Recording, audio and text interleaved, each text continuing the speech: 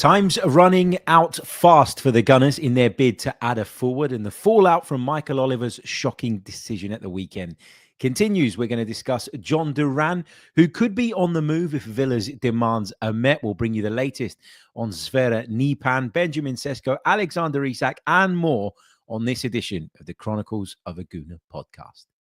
But first, a very quick message from our partners. This video is brought to you by Stocks FC. Stocks FC is the football stock market where you can buy stocks in your favourite players and earn cash rewards based on their real-life performances.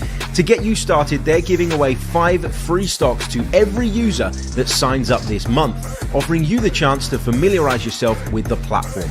Buy stocks in young players you fancy to prove themselves and watch their stocks rise, or invest in those you see as solid performers who will maintain their value. Earn weekly dividend payments every time your players score goals, make assists and play key passes. Your free loan stocks are eligible for payouts for a month, so why not give it a go? To claim your 5 free loan stocks and begin your journey, scan the QR code on the screen or click the link in the description. I'll be taking you along on my journey throughout our upcoming videos. Join me on the ride, Stocks FC.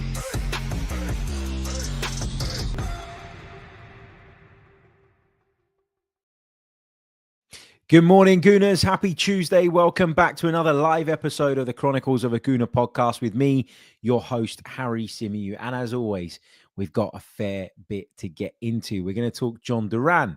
We're going to talk Evan Ferguson. We're going to talk Sverre Nypan. We'll bring you up to speed with what's coming up on the podcast/channel over the next few days. We'll talk about Arsenal's priority, Oleksandr Zinchenko, Ayden Heaven, and more on this episode. So as I say, lots and lots and lots to get into. Hope everybody's good. Hope everybody's kind of recovered from what's been a sort of strange weekend, hasn't it? Because we obviously go to Wolves and we win despite sort of, you know, the ridiculous, embarrassing red card that was shown to Miles Lewis-Skelly. We still managed to get through the game and we managed to leave Molineux with all 3 points. And I talked about it yesterday. I felt a sense of pride, the fact that we were able to go there and despite that, not lose our heads, keep our calm, keep our cool, and go out and essentially do what we needed to in order to win the game. But I'd be lying if I said that watching all of this kind of sort of fallout, if you like, to what we saw at Molineux and the way that some people have reacted to it, I'd be lying if I said that my back wasn't up this morning. I got to be honest. I got to be completely honest, right? Because I look at the way that non-Arsenal fans look at this stuff, and I just think that they're so, in a lot of cases, and it's not everybody, but I feel that like there's a lot of people that are really misguided on this. And the thing that sort of gets under my skin, probably more than anything, is when people go, oh, well, it's Arsenal, so of course there's going to be an overreaction. Hold on. The bigger the football club, the bigger the reaction.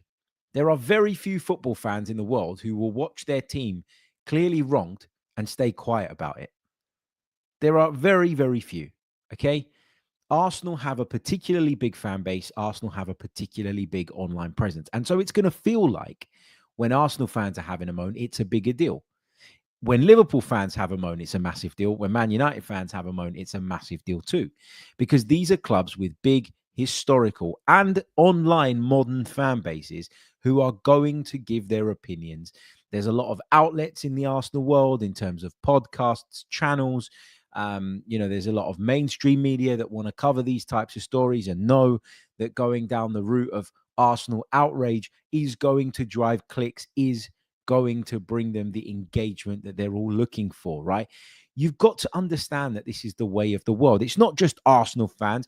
It's not an Arsenal issue when a story gets blown up and made into a big deal. Have you not watched or seen or heard what's been going on in the world over the last decade or so? This goes right back to sort of the Brexit days. And I'm not comparing the two incidents or the two situations, but in the sense of it just feels like we live in a world today. And I really kind of noticed it with the Brexit stuff, that we live in a world where it's either one thing or the other, right? You're either this side or that side, and there's no room for nuance anymore. There's no room for debate anymore.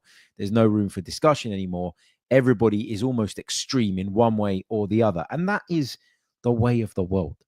That's the way things are right now. That's what the social media landscape has created, has allowed to breathe, has allowed to flourish as a type of environment, because it drives engagement, and that's what people want.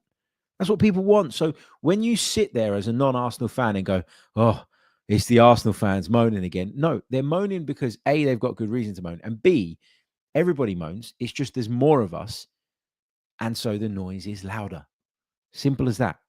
It's really basic. I don't know why it's so complicated and so difficult for people to get their heads around. Anyway, a big welcome to everybody who is joining us live at the moment, whether that be via our YouTube channel or via X, where we're currently streaming as well. If you are on X and joining us, I'd urge you to come over and subscribe to the YouTube channel, or you can subscribe to the Chronicles of a Gooner on whichever podcast platform you prefer. We don't stream every episode to X, so if you only watch exclusively via X, you will miss out on some of our episodes and some of our content. And if you enjoy it and you like it and you want to be a part of the Chronicles of a Gooner family, then there are other platforms where you can sign up for free, of course, and enjoy the content. If you want to go one further, you can become a Patreon and support me to bring you more and more and more Arsenal-related content. There's a lot of talk in the chat about David Coote as well. I think we should probably touch on that, because David Coote came out last night with an interview in which he talked about his sexuality and the self-esteem issues that he says that's caused him. And yeah, I thought the timing of it was interesting. Look, I don't care what sexuality David Coote is. It's 2025, guys. Like, that is not going to impact my judgment on his refereeing ability, which is ultimately what we were interested in. Look, he done some things. He got videoed doing some things, and those videos got out into the public domain, and he's lost his job. And look, it's a horrible thing, I think, to watch someone go through that, to watch someone essentially be cancelled. I hate that. I've talked about it before. I don't think it's right. I don't think it's fair. I don't think there's a human being in the world that hasn't done or said something behind closed doors with friends that they wouldn't want getting out into the public domain. The problem for David Coote is that it did get out into the public domain and his position became untenable. I know a lot of Arsenal fans are speculating about the timing of this David Coote announcement and interview. And is that deliberate? Is it for some other reason? Are they trying to, have the PGMOL forced it to come out now to try and, to cover up for something else or to distract from something else? That's the kind of conspiracy theory that's flying around at the moment. Let me be clear. That's not my opinion. I think that David Coote has come out and he's spoken openly, and that's his prerogative. And I know, a lot of people will try and sort of pin it to something else in terms of the reason for A, him coming out with it, and B, the timing of it dropping. But ultimately for me, it's his sexuality is not an issue. It's neither here nor there for me. Not really a massive story for me, because I'm not bothered, which is why I didn't include it in the initial running order. I wanted to touch on it because so many of you are raising it in the comments. But David Coote can be who he likes, is what he wants to be, or is, and it's not an issue for me. Like, honestly, I don't care. I don't care. And I don't mean that in a horrible way. I mean that it doesn't change my opinion on David Coote, the referee, and David Coote, who was outed doing some things he shouldn't have done. Look, he shouldn't have done those things. He certainly shouldn't have had those things be filmed. When they went out into the public domain, the PGMO had no choice but to get rid of him.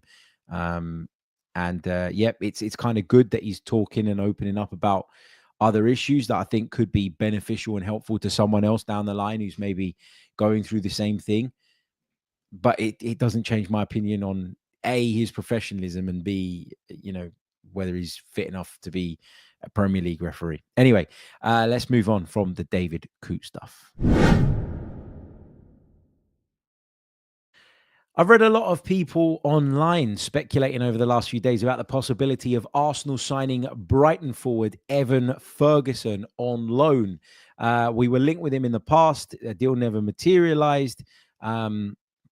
It never happened, much to the frustration of some who really did believe that Evan Ferguson was going to blow up and be the next best thing. I don't know where I stand necessarily on Evan Ferguson right now. I thought there were really, really encouraging signs at the beginning of his career when he first broke through at Brighton and Hove Albion, having come over from Ireland. But then it sort of tailed off. And I think that's partly because he's not been given as many opportunities. It's probably partly because maybe it's a bit of a leveling out in terms of where he's actually at, in terms of his sort of level as a footballer. But the fact is, around this one, we can't do it. We've got Neto and we've got Sterling, neither of whom are leaving, and we can't have any more Premier League loans. So when people write stories about this or talk about this and bring it up and talk about him as a serious option, it's almost as though the fact that we would have to send either Neto, who we're certainly not going to send back because we don't have another senior goalkeeper outside of David Raya, or Raheem Sterling back, who I don't think the club are prepared to send back. I don't think there's a break clause in that deal either. It just, the logistics of it at the minute look impossible. So yeah, I don't really see why that's even a conversation. But I just wanted to touch on it because I feel like there's been a lot of reports about that over the last couple of days, and to me, they don't make a great deal of sense. Sverre Nypan, the Norwegian talent, wanted by a host of clubs, is expected to make a decision on his future before the transfer window closes on February the 3rd. It's the off-season in Norway at the moment. He has been in England. He went to watch Manchester City at the weekend as a guest of Erling Haaland, and there was a bit of to and fro in between some of the big profile journos online. David Ornstein said that Arsenal were really stepping up their efforts to sign him, that they were at the forefront of these negotiations with Sverre Nypan's people, and that they would be quite confident in getting him. Then Fabrizio Romano said that Manchester City were in the mix as well. It turns out that he went to the game as a guest of Erling Haaland because he's Norwegian and he probably knows him, and they probably have met at some point, at some time, through international duty or something like that. Whatever. Anyway, there's a connection there is where I'm going with that. We don't really know what the deal is with him. If you have a read of the Athletics transfer deal sheet this morning, in which they break down all the latest stories, talk about a number of different clubs, the thing they say on Sverre Nypan is that Arsenal felt that they were well positioned to get this deal done. They're now almost sitting there hoping that he's not pinched by anyone else, which suggests that it's not a done deal, which suggests that it's not quite wrapped up, that Sverre Nypan is open to joining other clubs as well. Listen, if he's a really coveted and well thought of talent and we're in the mix, that's a good thing. But at the same time, like, he's 18 years old and we shouldn't be at a point where we're being held to ransom by an 18-year-old kid who's proved very, very little so far in the game. Is he going to go on to be a top player? Quite possibly. The truth is, I don't know enough about him to be able to have too strong an opinion on this. But if Arsenal have done their bit, they've made an offer to him, they've contacted him, they've been in discussions with him, they've laid all their cards on the table. Now it's just a waiting game. And you've got to trust and believe in your project as one that is of appeal to young players looking to make their way. And the thing is, right, like, there was this really lazy narrative, wasn't there, that used to kind of go around, and it's not that long ago, actually, like maybe 2-3 years ago, where it was said that Mikel Arteta never gave young players a chance. Mikel Arteta was this manager who would never give anybody young a chance, would never take that risk himself. And that's been completely disproven. I mean, you look at some of the makeup of his squad at the moment. You look at the chances that young Ethan Nwaneri's been given. You look at the chances that Miles Lewis-Skelly, so you're talking about a 17 and an 18-year-old there, have been given. And this idea that he does not want to use youngsters is just a complete and utter nonsense, isn't it? He's happy to use them if he thinks they're good enough. He's happy to give them the opportunity if he thinks they're ready. And if you're Sverre Nypan, I would be looking at this Arsenal squad and thinking, outside of Martin Odegaard, they don't really have my profile of player. They don't really have my profile of player. Some would argue that Ethan Nwaneri is that profile of player. Others would argue that Ethan Nwaneri's shown in recent times that he might just be a little bit more useful coming in off that right-hand side. So Arsenal for me, there's a vacancy there for a type of creative attacking midfielder. And I think that when you look at how some of these young players have come on, how the team's developed, and you look at the project on the whole, I think this would be a really, really appealing move for Sverre Nypan. So I'm confident that if Arsenal have done their bit, we'll get this lad. I'm confident that he will make the right decision. If he chooses to go elsewhere, that's his prerogative. That's on him. But the young players that have stuck around at Arsenal, that have given it a go, that have obviously had the talent, because you need that. That's really, really important. They've had amazing opportunities and amazing experiences so far, and he could be the next in that long list of players. So we'll see how that one develops over the coming days. The window still has about 6 days to run. Just to let you guys know, I am not going to be in Spain tomorrow for the Girona game. Therefore, we are going to bring you right here on the Chronicles of a Gooner YouTube channel a live watch along of the game. So if you fancy watching the game in my company, I'll provide you with some loose commentary of what's happening. And we can go through all the talking points as they unfold and happen. We can keep an eye on the Champions League table and all the other results on the night, because the games are all ongoing simultaneously tomorrow night. Then come and join me.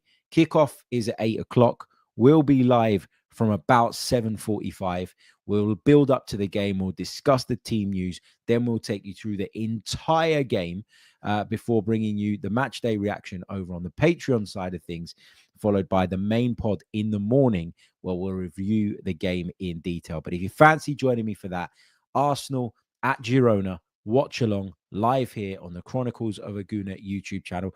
Come and check it out. I know there are loads of other watch alongs that go on, and I'm sure there are people that technically, in terms of the look and all of the rest of it, do it far, far better than me. It's not something I do often. It's not something I do all the time, but I am a commentator by trade. So I'm going to try and bring you something a little bit different to what you would get on YouTube normally. So come and join me and check it out. I'll set the stream up nice and early so that you guys can join and have those notifications come through. Okay, shall we move on? Shall we talk about Arsenal's plans with regards to a centre forward? So according to the Athletics piece on Tuesday morning, the focus at Arsenal is on a centre forward rather than a winger. It does go on to say that Sesko and Isak are both out of reach at the moment. So neither of those deals look as though they're going to be possible in this window. And so Arsenal are exploring other options. Mikel Arteta is said to want a player that can have an instant impact. Now, who those options are, we don't know. And I understand why people are getting a little bit tetchy, because time is obviously running out. Time is obviously of the essence here. But, you've got to believe that Arsenal have something going on in the background, that they're working on something that we just haven't got wind of yet. You have to believe that's the case, because there's so much talk from Mikel Arteta. There's so much noise in which he hints that we're going to do business.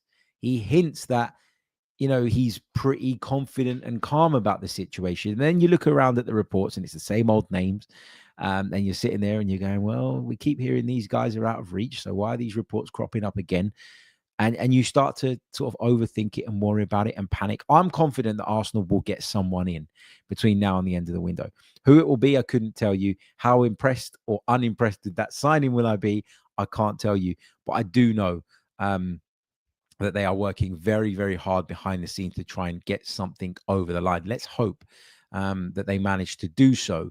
A player who has been linked with a move away from his current club, and a player that I know a lot of Arsenal fans would like to see arrive at Emirates Stadium, is Aston Villa's Jhon Duran. Now, there's an interesting bit I think it's in the Athletic this morning, and I'll just bring up Ornstein's post on this, because he was the one that sort of broke this news. Let me just find it. Bear with me a second so I can read it to you word for word. Here we go. So Many clubs are after an elite number 9. Aston Villa have 2. But both Watkins and Duran expect to start, and Emery favours the lone striker. There is a growing sense that something might have to give. And if Aston Villa receive offers for Duran of around about £80 million before the deadline, the 21-year-old may yet leave. Let's break this down. How much is Jhon Duran worth? Well, it's a difficult one, isn't it? Because we often get into this space where we're fighting the battle between maybe what we as a buying club would value a player at and what that player's value is to his selling club, who would obviously be the ones then tasked with essentially replacing him, etc., etc. So let's have a look at Jhon Duran's record this season, because it is bloody impressive, right? There's no doubt about that. 21-year-old Colombian striker, right? Joined Aston Villa from, bear with me one second, I think it's from the MLS, but I just want to double check it. Yeah, from Chicago, for a fee of 16.6 million euros, right? So that's about what, 12 million pounds. So if Aston Villa could get anywhere near the sort of 80 million pound mark, they'd almost be earning their money 8 times over on Jhon Duran. A huge profit margin, right? 800% profit is what they would be looking at with Jhon Duran if they could sell him for that type of price.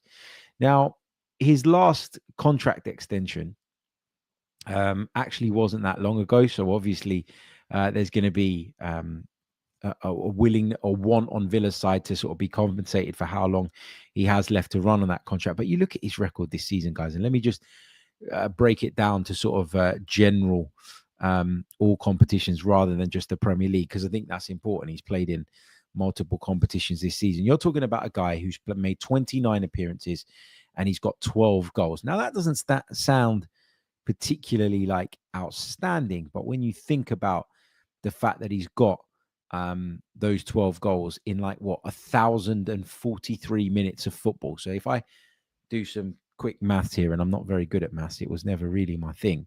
1,043 divided by the 12 goals he scored, it's a goal every 86 minutes.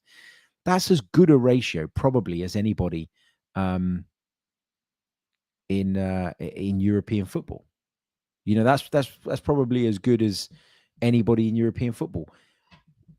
It's an insane record. It's an insane record that he's got at the moment, Jhon Duran, and you can understand why there is interest in him. Do I think he's worth 80 million pounds though? No, I don't. And I really, really struggle to make those numbers work in my own head. I'm looking at a player who I think is in a really good run of form at the moment and has had a wonderful start to the season. But I also look at a player that I think is maybe going to be a potential problem off the pitch. I've always felt that about Jhon Duran. He's very, very explosive in his nature. He's very, very volatile. And I don't think that that Mikel Arteta likes that type of player. I think if he was keen on being the guy who sort of tamed certain mavericks and players that have got that tendency to maybe cross lines where they shouldn't, I think there's other targets in the past that he might have gone for. He was never one of my preferred targets, but I always remember the sort of the sort of Ivan Toney chat, and I always used to look at that and think, well, attitude-wise, I'm not sure that that's necessarily what Mikel Arteta will want and will buy into. And if you're going to then take a massive gamble and spend a lot of money on a player, you want everything to be right, or as much as can possibly be right, to be right. And I just look at Jhon Duran and I think it's just, yeah, he's just a really volatile player who I think might be showing a bit more than what his actual median level is right now. And that worries me. Like, is Jhon Duran at the absolute highest right now that he can ever get to? Because if he is, I'm reluctant to pay £80 million for him. If you're of the opinion that Jhon Duran can go on to bigger and better levels and can be even more consistent and even more devastating and can improve as a footballer as he grows up and matures, then you might look at that valuation and say, actually, it's not that crazy. If you said to me 60, 65 million on Jhon Duran, I would be tempted. I would be tempted. I would, I'd be really, really tempted. And so if I was Arsenal, this is what I would do, okay? I would test the waters. We know that West Ham went in with an offer, which was, I think, around about the value of 57 million. And Aston Villa rejected that. And we haven't heard of West Ham going back in. But I think this is where a club like Arsenal needs to use its power and needs to use its pull. Because I do believe that if Jhon Duran thought that Arsenal were there and were ready to pull the trigger on a deal and were ready to lay out a lot of money, I think Jhon Duran would start causing all sorts of crap behind the scenes to make that happen, to make that transfer materialize. And that's where Arsenal, who have greater power and pull than West Ham United, and that's not being disrespectful to them, that's just talking truthfully about the situation. If Arsenal were to go in and table a bid and Villa rejected it, then Jhon Duran would start pushing, I believe. I really do think that, because I think Jhon Duran would love, as a lot of players would love the opportunity to come and sign for the Arsenal. And so if you really are interested, yes, you look at the 80 million pound as a maybe starting point, but you would at least try, wouldn't you, and negotiate. And you would hope that if Jhon Duran is really pushing from his side, that will encourage Villa to just drop down a little bit. You then maybe do a little bit extra in terms of what you're willing to pay and spend. And maybe that gap between our valuation of the player and their valuation of the player can be bridged. And if you've got a want-away player at the end of the window and there's a really good opportunity to cash in on him, especially when you're Aston Villa, especially when PSR is sort of this shadow lurking over you all of the time, then you might be tempted to do a deal. So I would at least try. I would at least test the waters. Now, I'm not unrealistic enough to believe that you're going to get every single player that you set out to try and sign. I'm not unrealistic enough to think that, Arsenal won't have their cut-off point in terms of what they would pay for him. And a lot of you in the chat are saying sort of 60 million. That's what I said too. 60, 65 million feels about right for Jhon Duran. The 80 million feels like a starting point. Maybe you can find a deal in between. Maybe you can find a solution if you can get the player on side as well. I'm not for a second, by the way, saying that this is close or that this is even going to happen, but I'm discussing it because I know that when we've been talking about centre forwards, he's been a name that has commonly come up. And I know that now with Aston Villa maybe being open to doing a deal, there'll be a lot of Arsenal fans thinking, why don't we give this a go? If we think he's the right guy, give it a go. But at the minute, we've got no indication that says that Arsenal are pushing and trying to make this happen. And Hacker in the chat says, look, wild valuations. And by the way, I completely agree with that. But that's why I'm less harsh on the club than some others when they say, oh my God, we haven't got this player or we haven't got that player, or it's the 28th of January and we haven't done a deal yet. Because these valuations are mad. They're crazy.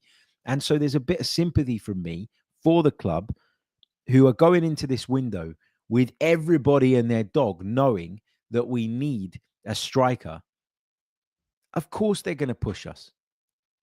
Of course, they're going to try and extract as much as they possibly can out of Arsenal Football Club, because everybody knows our situation. Everybody understands the predicament that we're in.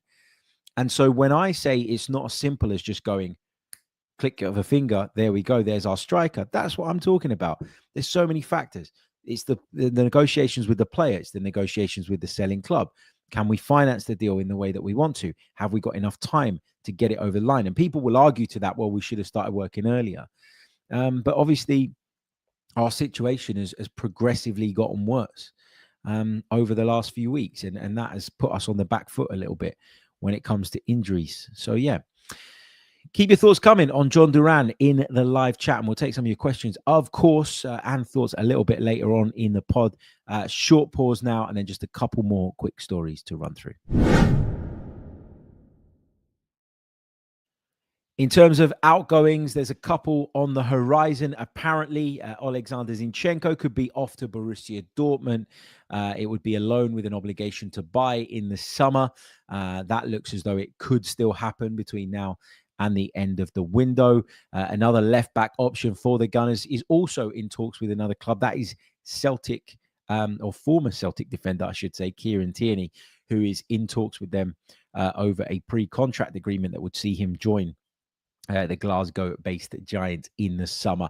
That'd be nice for Kieran Tierney. I want him to go there. I want him to return home, where he'll be one of the darlings of the Celtic fans. And I just want him to stay fit and just have the career that he deserves. Ayden Heaven, young Arsenal centre-back, who the club have pretty high hopes for, or have had high hopes for.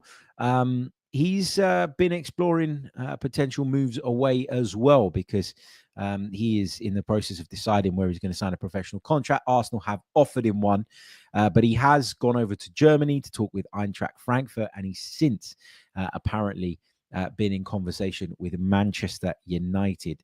And at the moment, he's said to be considering his future. Unless that has changed since we went online, that's what I believe the situation to be currently. Haven't seen enough of Ayden Heaven to have a really strong opinion of him. I think he's obviously very, very tall, and that means he's got a really, really good physical profile, and he looks relatively comfortable on the ball for a young centre-half. But is he good enough to break into that Arsenal central defensive pairing? As I say, I haven't seen enough just yet, but it looks like this one's going to be out of our hands anyway, because just 3 or 4 minutes after we went live on the stream, Fabrizio Romano posted this. Ayden Heaven to Manchester United. Here we go. Exclusive story from last week confirmed. The 18-year-old centre-back set to leave Arsenal and join Manchester United. The medical has been booked after he rejected a new deal from Arsenal, and Eintracht Frankfurt approaches. The agreement is being formally sealed. So he is on his way to Old Trafford by the looks of things. Okay, have I got anything else to discuss? I've talked Ayden Heaven, I've talked Zinchenko, just running through my bullet points very, very, very quickly.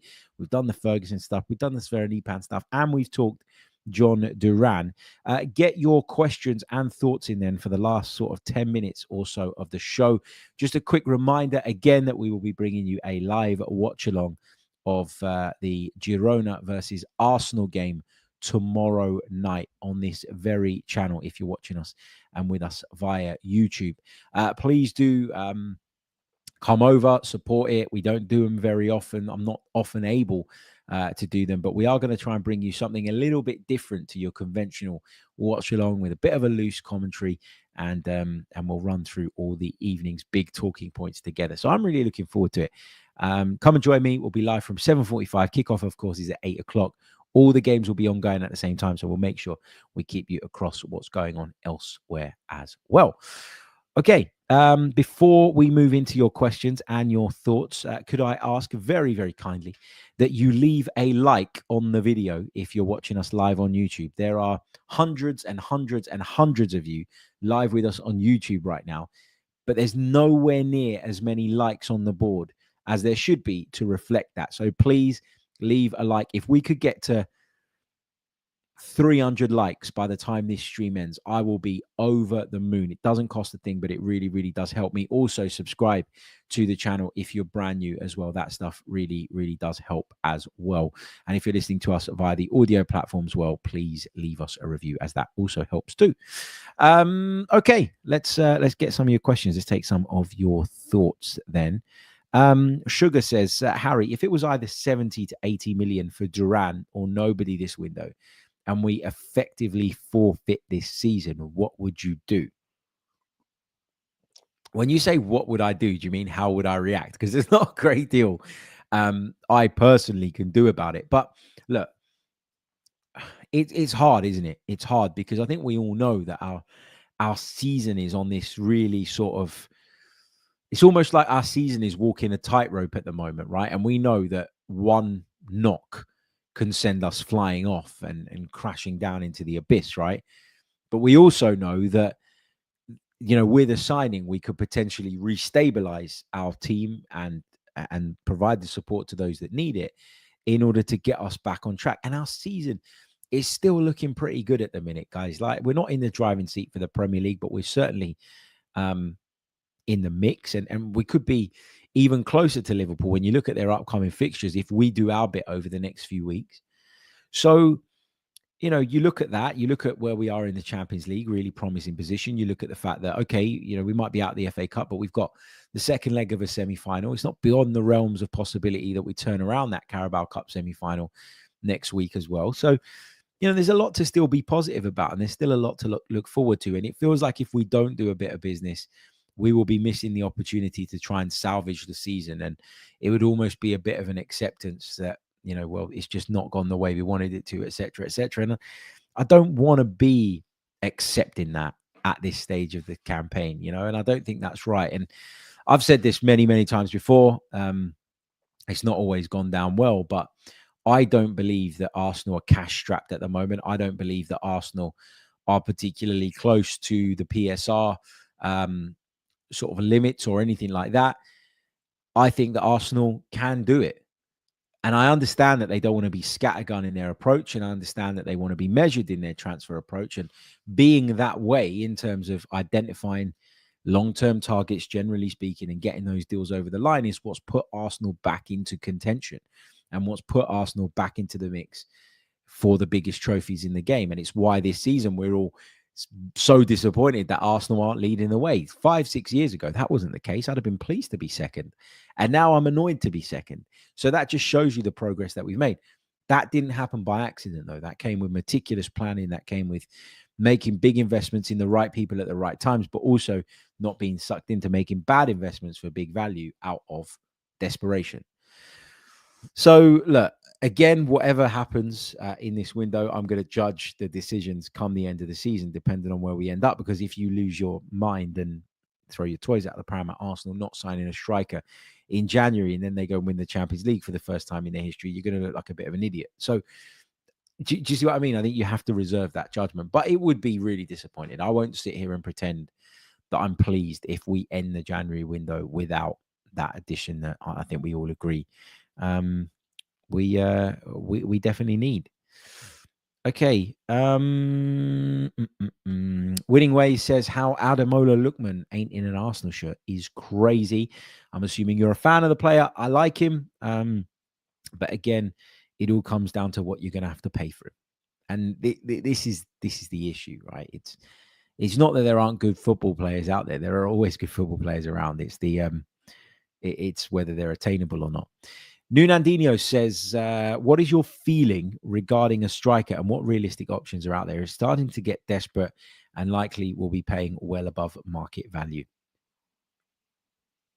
My gut feeling, and this is just my gut feeling, so please don't take it as anything more than that, is that Arsenal will secure a loan deal from overseas for a centre forward between now and the end of the window. Don't know who it will be, but I think that's probably what Arsenal are exploring and looking at right now.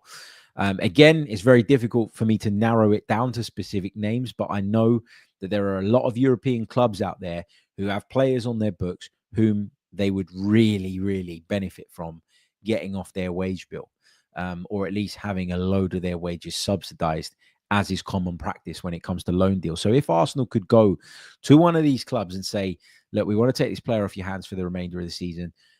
Let's say he's on 200 grand a week. We're going to pay him 180 grand a week, 150 grand a week, or whatever. It means that we keep our powder dry in terms of making that mega investment, clearing the way for us to do so with a primary target in the summer, but also means we can bolster the squad and support the players that we currently have.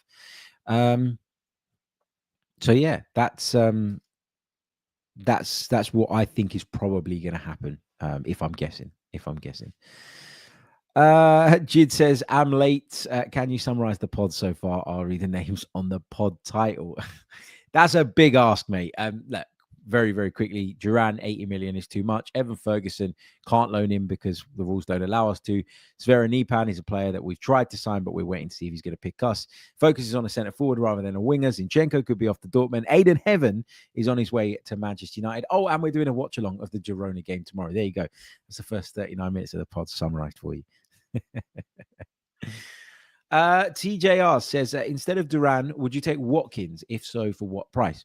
Really like Ollie Watkins, but his age would be a massive factor.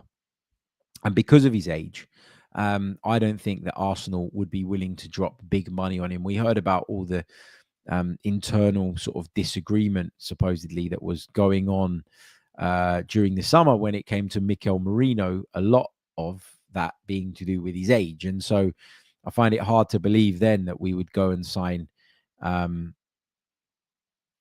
Watkins, who I'm just checking up how old Ollie Watkins is exactly. 29 years old.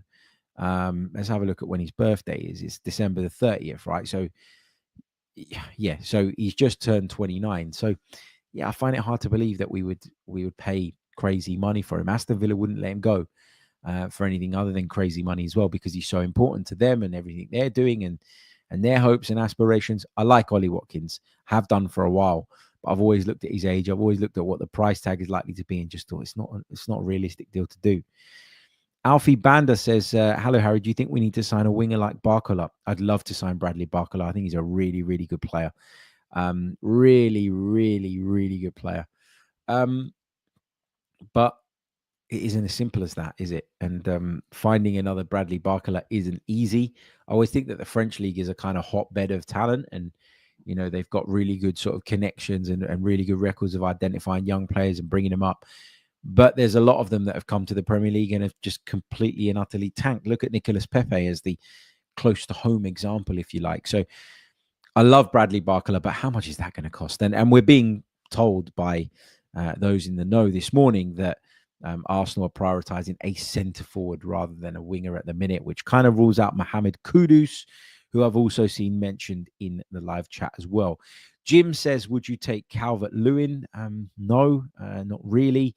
Again, it's one where it wouldn't be the worst deal in the world on a short-term thing, but Everton aren't going to allow that to happen when they're fighting for their lives and desperate to stay in the league ahead of their stadium move in the summer. Just a quick reminder once again to hit that like button. We're nowhere near that 300 target, even with more than double that amount of you watching live on YouTube right now. We've got about 1,200 of you live with us on X right now as well, which is incredible. But please do come over to the Chronicles of a Gooner YouTube channel and subscribe, or you can subscribe to the show on your favorite podcast platform as well. Feel free to stay and watch them on X. I've got no issue with that whatsoever. It's just that we don't put every episode on X, so you would be missing out on some of the episodes of the Chronicles of a Gooner podcast with me, Harry Symeou. Anyway, I think we're going to leave it there. Lots of striker questions, lots of names being thrown into the mix, which is always interesting at this time of year. It's interesting to gauge the difference in people's opinions, and it's interesting for me to see who people think would be a good option, because sometimes those views are aligned with mine, sometimes they're not, and I think, oh, that's interesting, and it gets me thinking. Like, I'd have never thought Dominic Calvert-Lewin until somebody just said it there. So yeah, it's interesting. You know what we're going to do before we go? We haven't done this for a long time, but I'd love you guys to do this for me now. If you're in the live chat, let us know where in the world you are watching from. Let me know where you're watching from. I love doing this. I used to do it a lot. I don't know why I've got out of the habit of doing it, but I really, really enjoy listening and understanding where you guys are joining from, and it just kind of opens my eyes to how big the Arsenal are and the support that we have all around the globe. While you do that, I'm just going to quickly remind you that this episode is brought to you by Stocks FC, the platform on which you can buy and sell stocks on your favorite football players.